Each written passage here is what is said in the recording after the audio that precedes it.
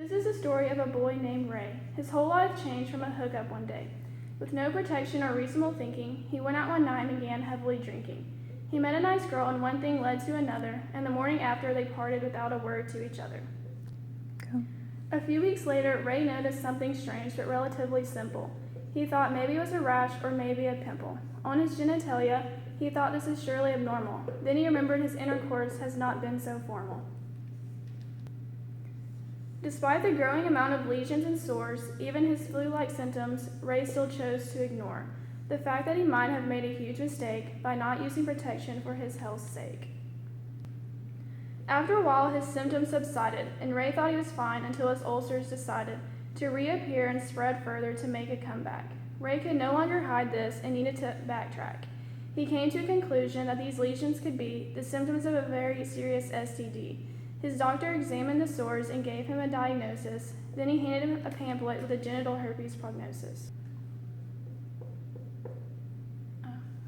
Ray's plan was to take antiviral medication to help with the symptoms and prevent outbreak complications.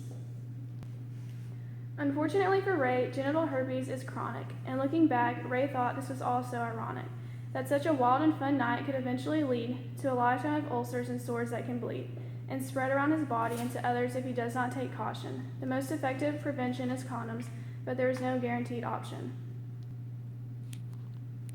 The doc made sure to emphasize so that Ray knows if he touches his ulcers, they could become whitlows, which are herpes on the fingers, and they do tend to linger for uncomfortable amounts of time, and to touch others with these fingers could be considered crime. While Ray is scared and embarrassed, he is not alone. 1 in 3 people have genital herpes, and although most are adults fully grown, of those people, 80% are unaware of the fact that they have contracted genital herpes and will continue to act as if they are fine, but alas, they are not. So don't be like Ray and find yourself caught with an STD from a stranger.